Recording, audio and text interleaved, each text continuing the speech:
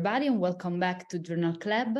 Today is Graziella Pompei speaking and discussing the paper recently published on JACC, the 3-year outcomes of TAVI versus surgery in low-risk patients. And as expert, we have Professor Notch from Ljubljana. So Graziella, over to you.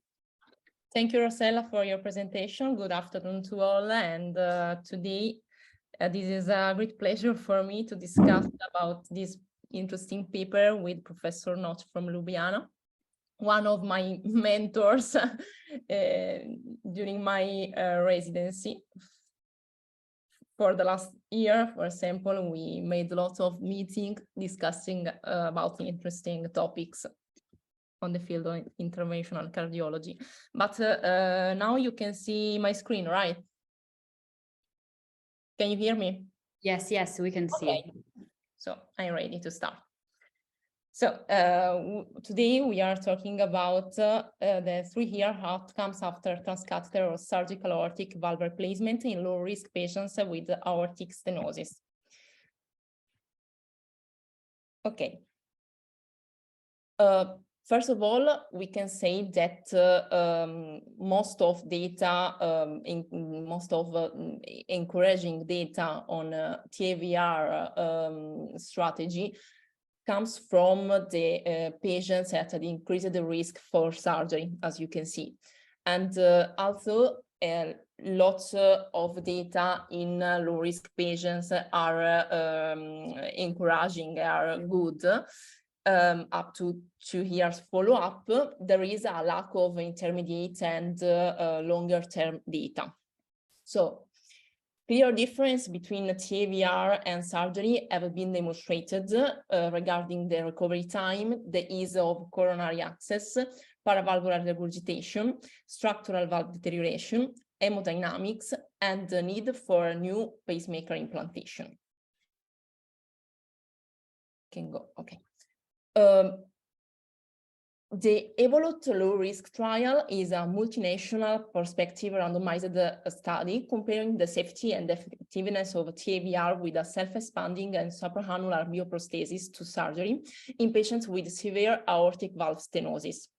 And the study randomized the patient one-to-one between March 2016 and May 2019, and randomized the patients between a TAVR strategy with a self-expanding supraannular valve or surgery.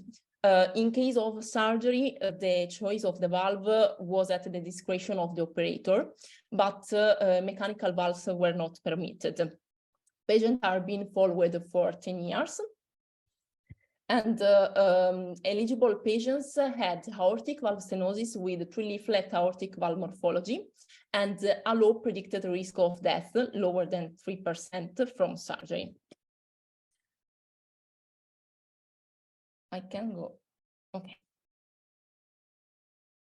Regarding the endpoints of the study, the primary endpoint was a non-hierarchical composite of all-cause mortality or disabling stroke at 2 years in the intention to treat population.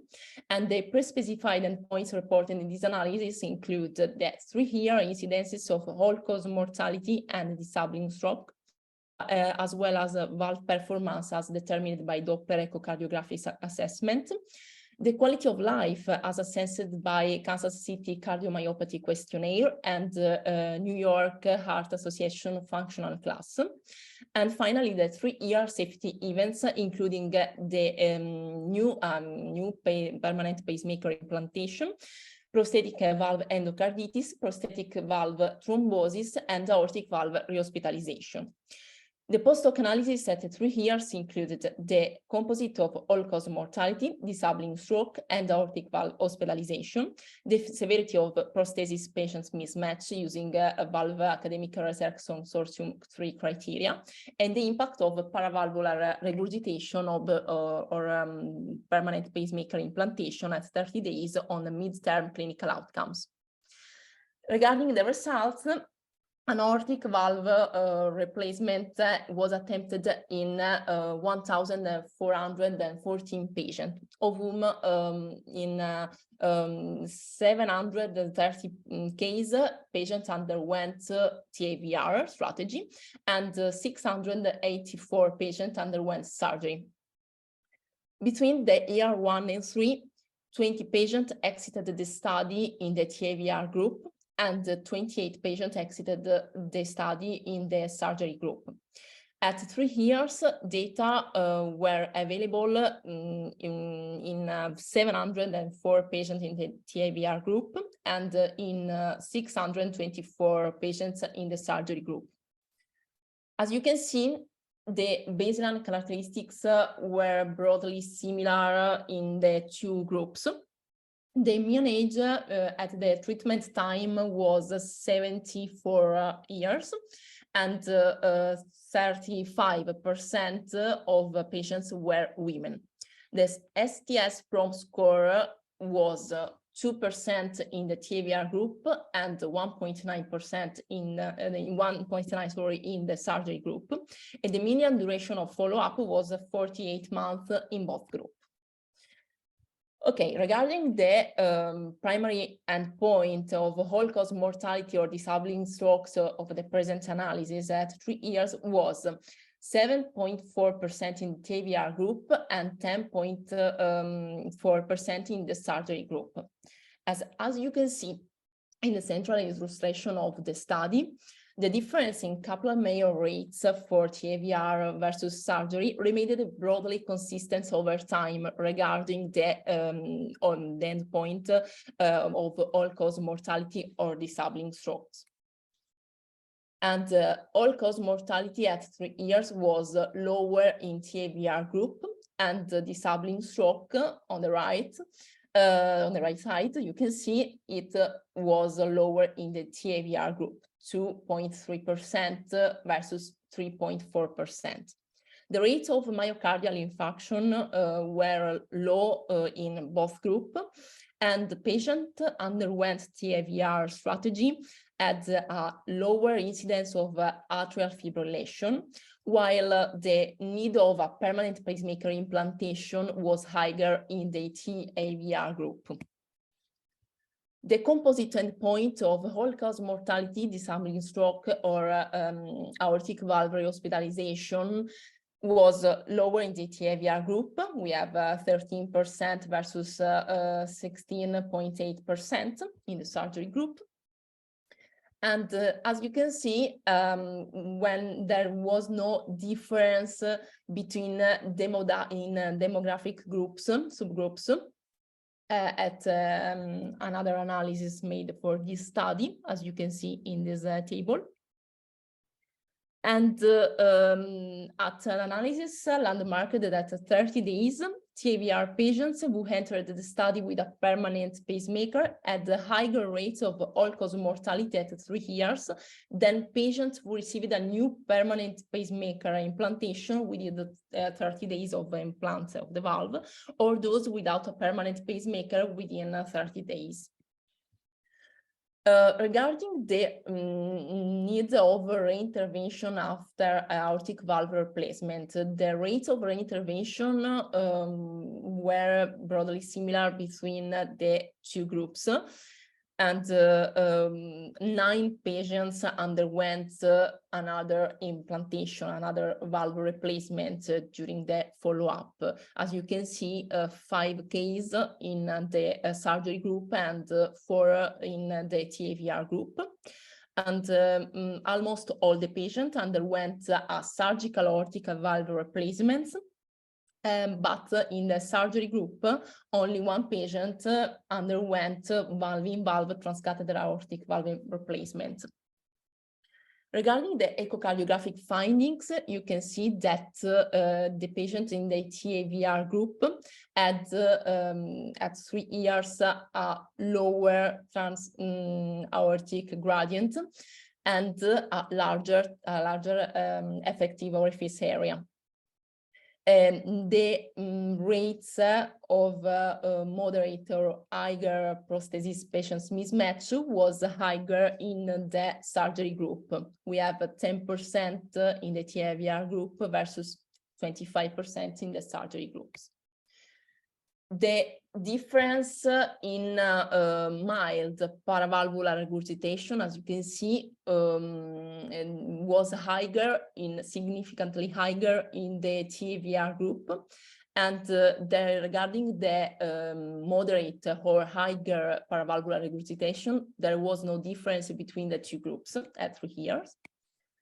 And the degree of paravalvular regurgitation detected at echocardiography at 30 days from implant was not related, as you can see, to the all-cause mortality or disabling stroke at 3 years. And finally, we have the results about the quality of life of patients, and the Kansas City Cardiomyopathy Questionnaire overall summary score had rapid improvement in the TAVR group, and the improvement was the same between the first and the third years of follow-up.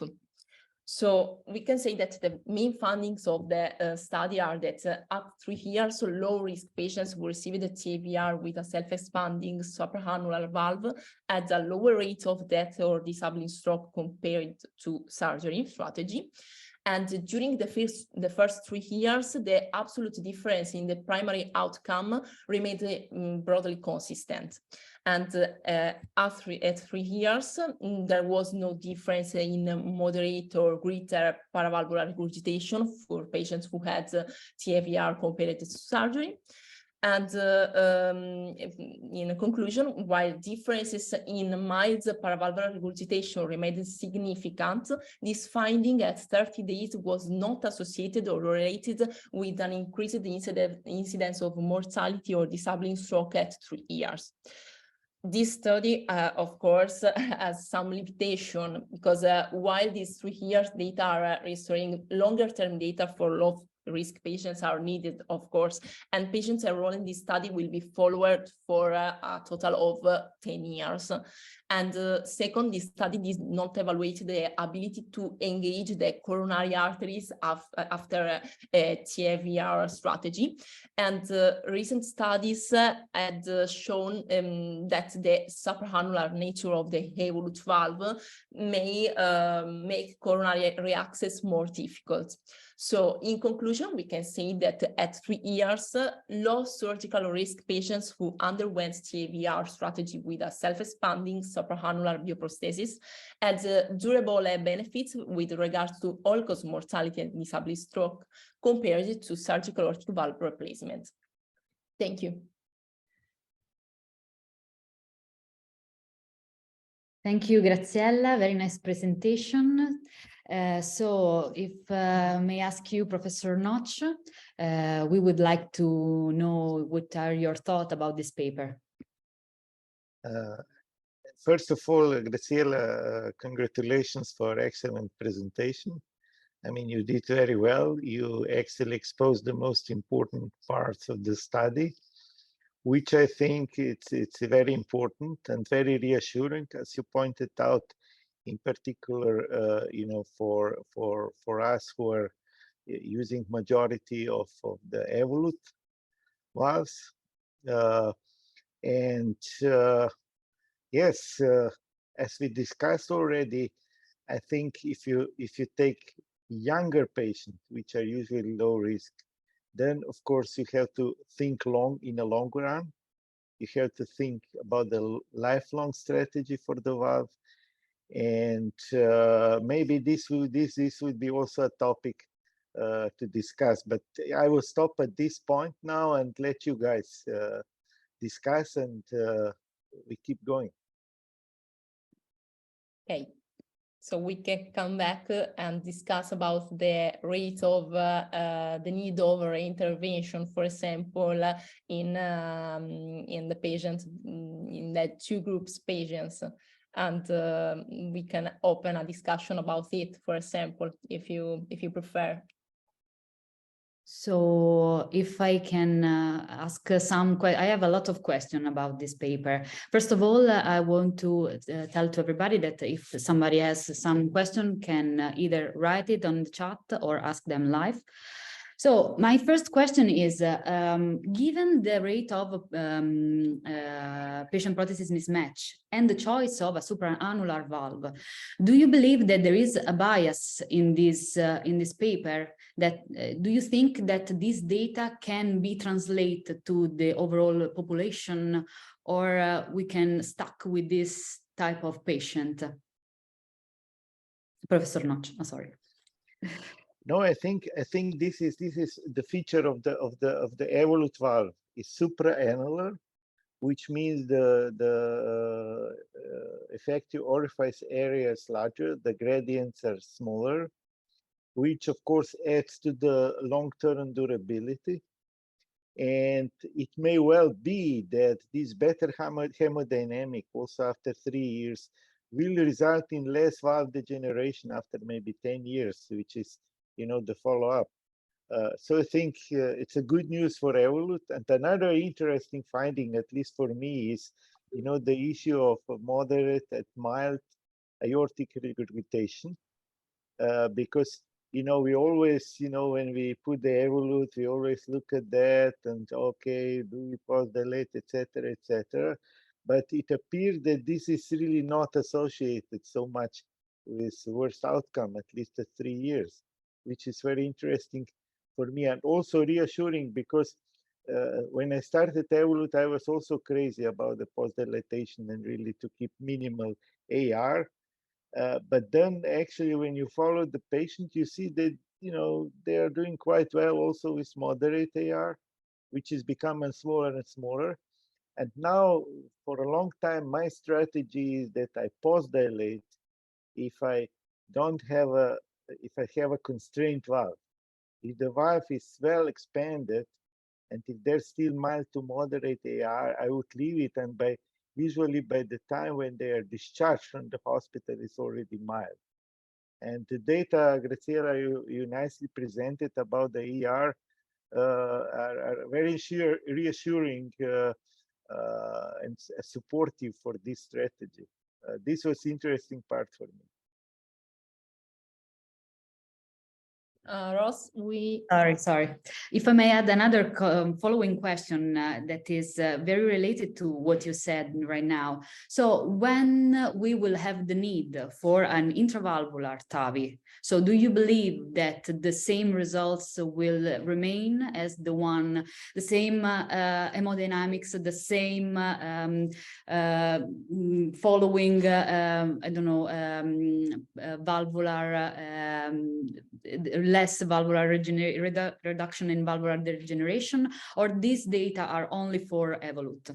Is a tricky question, I know. So no, I mean we have to be very, very honest that this study actually it's valid for Evolut, because, you know, if you take Edwards, if you take balloon expandable valve, it's intraannular, so it's not supraannular.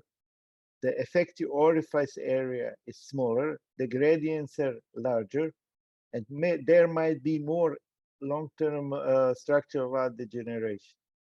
So we cannot generalize that to the other ones, but these are the findings which are related to that specific one.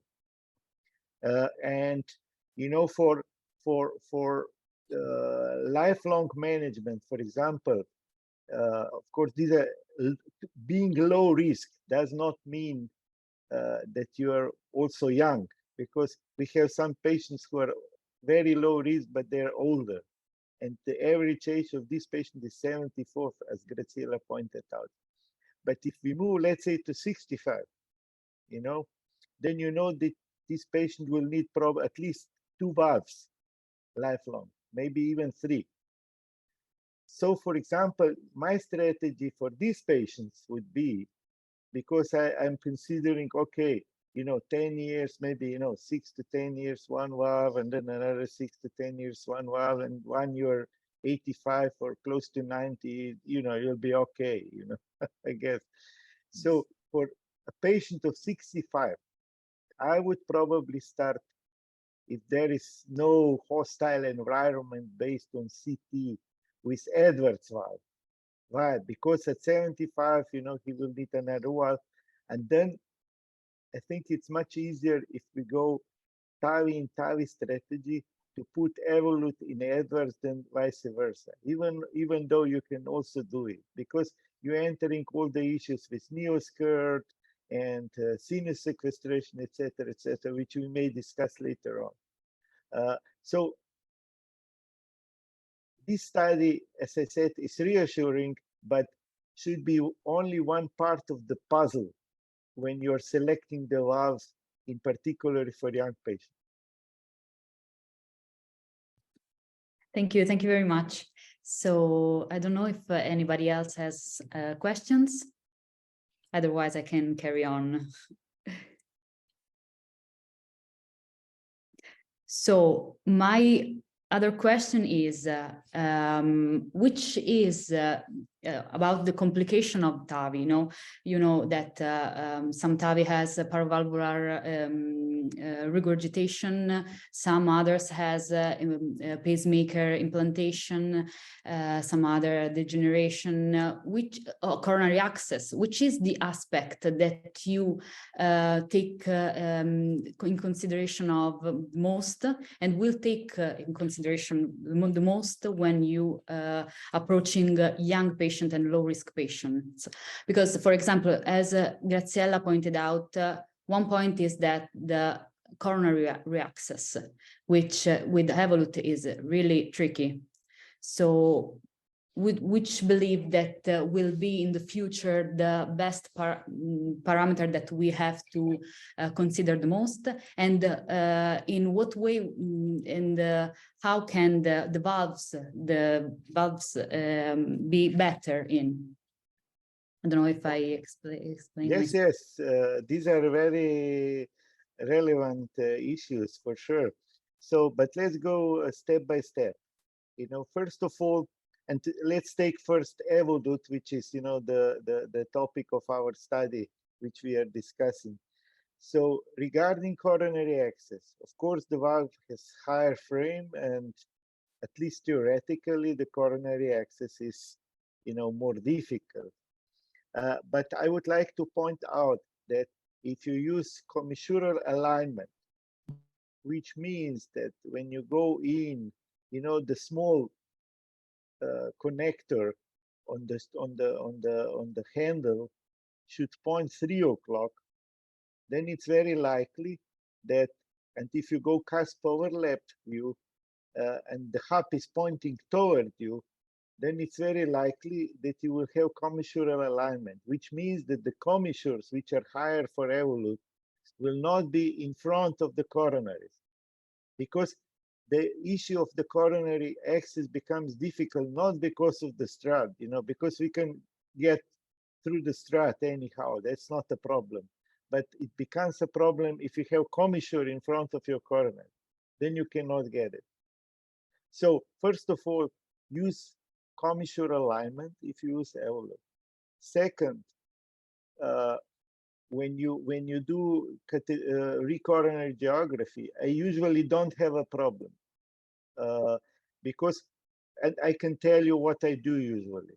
I first do aortography to see exactly where my coronaries are, and then I usually take 3.5 JL 3.5 for the left, and usual Judkins for the right. And if I don't get it close, if I don't get it selectively into the coronary, then I would try to push the guide wire and try to fish and get into the left main and push it down to the LED or whatever it goes, and then use guide liner to take it, to get it in. And with this strategy, you will probably get every valve if there is no commissure in front of the coronary osteo. Of course, if you take Edwards or my valve, it's lower frame valve, the coronary access is usually easier. And this has been demonstrated also by the studies, etc., etc. But my point is that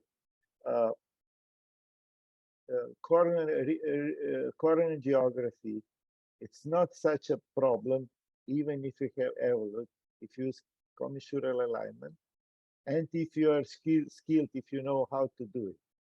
Of course, for some people, for some centers, which do not have experience with the, TAVI and also coronary access after TAVI, it might be difficult, but, for the TAVI center, should not be such a problem, even if you use evolute. Then another thing, pacemaker rate. Here in this study, pacemaker rate for evolute is exceedingly high, 23%. Nowadays, acceptable number is for sure below 10%. And this 25% figure actually relates to the era where, there were no cusp overlap view. So we were implanting also evolute in coplanar view, 3 cusp view, And of course, in this view, left ventricular outflow tract is usually foreshortened, so you don't see exactly the point where you should place the valve, and usually you go too deep, and therefore your pacemaker rate is increased. So when cusp overlap view, which is usually areocaudal, was introduced, we could put the valve very high. So I usually go on the non-coronary cusp. So my target is probably around 0 or 1. So I go very high, and therefore my pacemaker rate is now between 5 and 10%, also for evolute. So if you go higher, you will reduce your pacemaker rate, and you will also improve hemodynamics. So if you go higher, your gradients will be even smaller. So my usual gradient for evolute is usually between 4 and 8, without aggressive post-dilatation, because as I said, I rather use pre-dilatation and then instead of post-dilatation, because with pre-dilatation, my anesthesiologist said, okay, if you use pre-dilatation, when you deploy the valve, the patient is much more stable. So it's not much work for me, because you already make a small hole, and and you don't need to rush during implantation, because the patient will not become hemodynamically unstable. So these are all important issues if you do evolute. So it's very important, if you're not 5 or 800 TAVI center per year, that you really don't select too many valves, because you have to have skills with each valves, and of course you will lose the skills if you don't do enough valve of the same kind. So my strategy, I usually do 130 per year. I use one balloon expandable, which is Edwards, and I use one self-expandable, which is evolute. Thank you, very brilliant. Thank you very much. So if we don't have other questions from the audience. Hi everyone, hi Ross, dear professor. So I have a question, just one point. Why we still using a surgical risk score instead to have one TAVR specific score? We are treating a younger patient and we know all the complications that we can have with TAVI. So how to build a TAVI specific score, and why is not already on the, used? I have the same question, because surgical scores, surgical risk, are not the same as TAVI risk. And surgical risk doesn't tell you much about the TAVI. So for TAVI, we would need a score, which would involve, peripheral vascular disease, calcification, tortuosity of the, femoral and iliacs.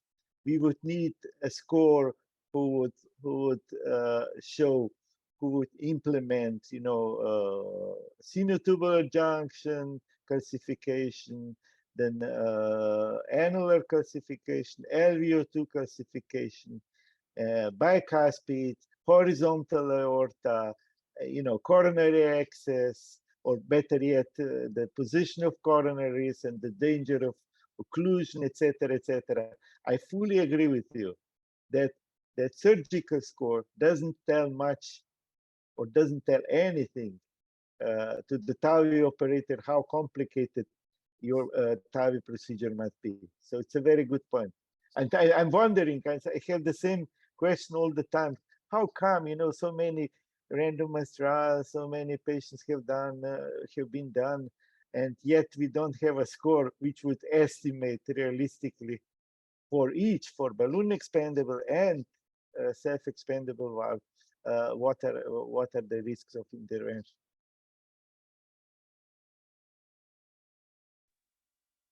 Thank you. I agree with you fully. So maybe you start with the score and get yes, your first New England Journal of Medicine paper. Okay, with your help maybe. But how to create a study to validate? I mean, you should, in your opinion, which is the best way to do a score? Is a validation, a retrospective validation, or don't know how to proceed in this field? I think what we need to do is first to have a so-called retrospective derivation group. So basically, you take, let's say, as dependent variable, you take 30-day mortality, for example, or mortality plus stroke, whatever, or each separate, and then as independent predictors, you take CT characteristics, you take, patient characteristics, you take, iliacs, whatever, the things which I discussed, and then see which actually independent parameters predict death, stroke, or both. And then, you came up with a regression formula, and then you take this regression formula and apply it to your prospective group. For example, now you're taking patients who are undergoing TAVI, and you first calculate based on your, derivation group, you calculate your risk of death and stroke or complication or peripheral vascular complication, whatever. And then you compare this with the observed complication rate. And this is how you validate your score. And there's a close match between these two, then you got a score. Is that clear? Yes, fantastic. And is the artificial intelligence could have a role just to be more, fashionable, because now journals love much about artificial intelligence. Yeah, now this is the big hit, artificial intelligence. So maybe in the future, your generation, you will not need to write papers. You will just put data in the artificial intelligence chat GPT, and the paper will come out, and then you just go and submit. So, and you will save a lot of time. But you still have to design a study. You have clean methodology and clean data, and then of course you can apply artificial intelligence. Otherwise, it's garbage in, garbage out. Thank you. Amazing, really. So if we have time for other questions, if you have if someone have others. Maybe Ross, I add a question related to the last one, to Marko's question, because for example, if we could estimate a risk for the TAVR strategy, do you think that it will be different between a risk related to a self-expanding valve or a balloon expandable valve? For sure, Graziella, the risks, TAVI risks for balloon expandable valves are different than for self-expandable valves. And this is actually related mainly to, for example, if you take, let's say, just go step by step and look at the CT anatomy. So for example, periphery. Periphery for Edwards, you need 5.5 or 6 millimeters. For evolute, you need 5 millimeters and 5.5 for the 34 valve. So this is periphery. Then if we go from sinotubular junction, if sinotubular junction is narrower than annulus, then this would be a big problem with Edwards. Because when you inflate the balloon, you may damage sinotubular junction, or the valve would, everything would move down and you will put it in the too low. So narrow sinotubular junction and calcified sinotubular junction, for sure, I would prefer to go for the area. And then we go for the leaflets calcification. Leaflet calcification is not the big issue, big difference between the valves. I would usually use predilatation if the leaflets are calcified, just to crack it, and then you get better valve expansion, in particular if you use self-expand. So here I would say, okay, whatever.